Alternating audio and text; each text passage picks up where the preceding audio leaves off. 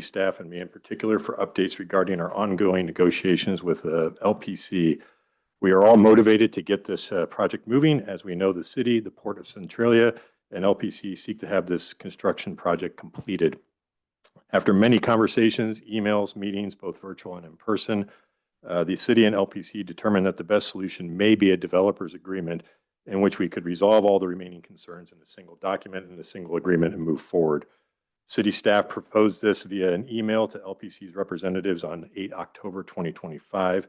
We stated we sought a document that included specifics on the timeliness and expectations for addressing all remaining items, the use of city funding for the Harrison Avenue sewer main extension, the county engineer's comments and requirements from the supplemental traffic impact analysis, deviation requests and frontage road improvements, the solar installation agreement with City Light, and any other outstanding issues that will be required prior to occupancy, such as the calculation of payment of transportation mitigation fees.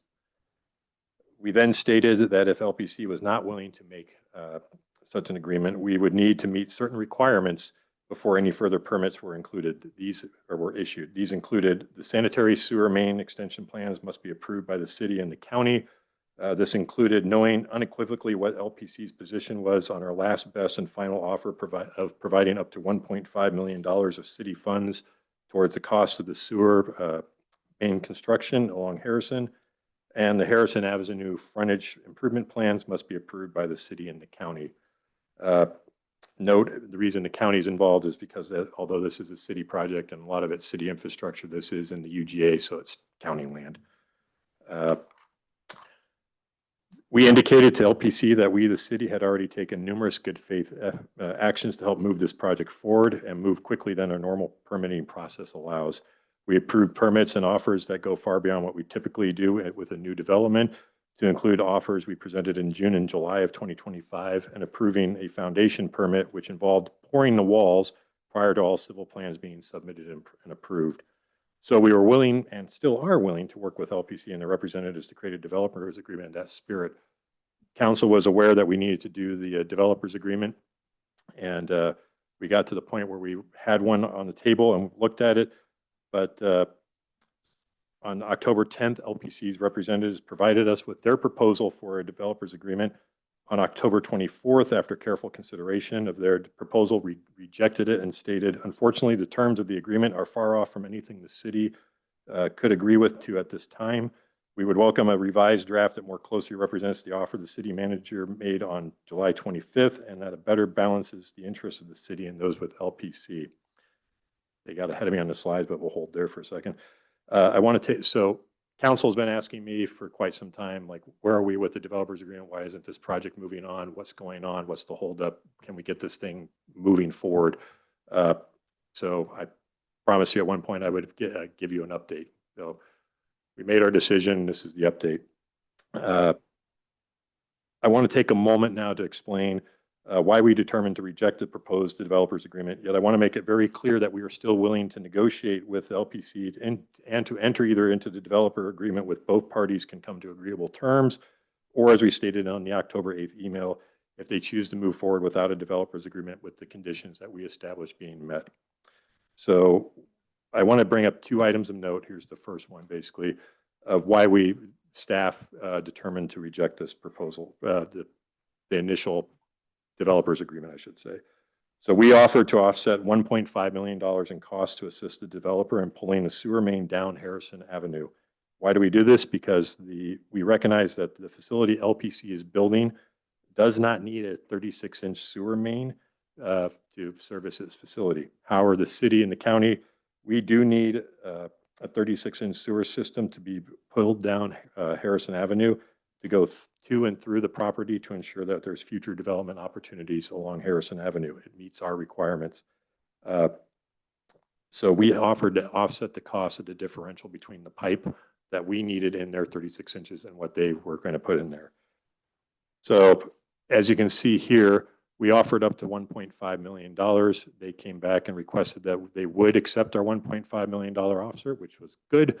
That's the primary city reimbursement amount. If you read a few lines further, it then states that they also sought an additional $1,362,579 from us as well, which they considered a secondary city reimbursement amount. This was not a surprise to us. We had discussed differing amounts before in those conversations in June and July.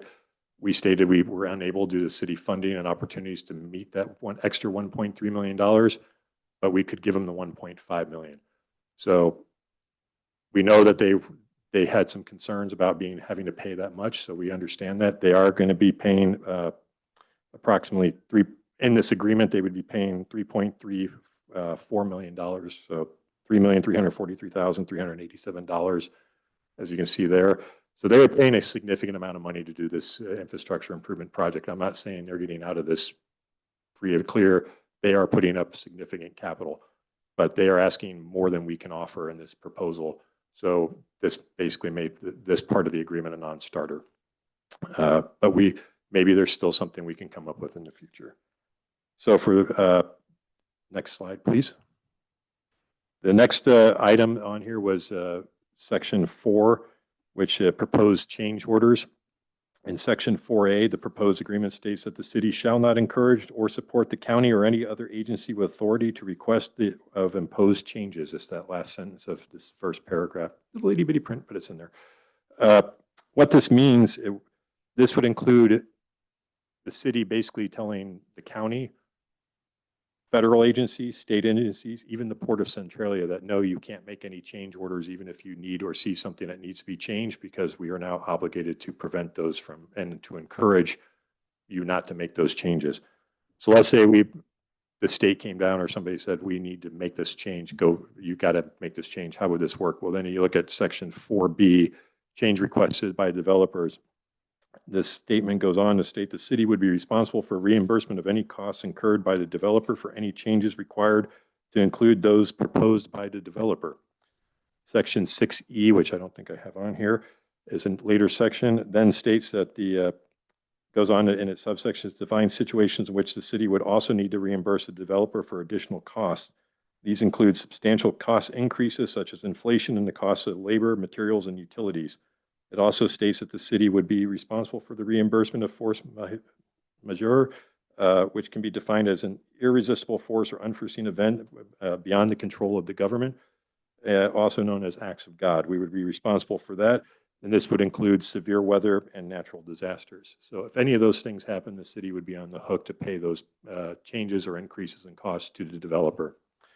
For these reasons and many other, another one in there, you can see in the developers agreement stated that the city, actually it's in there, section 6B, you can see there it says we have 5 days in which to make any decisions regarding change orders, any other requirements.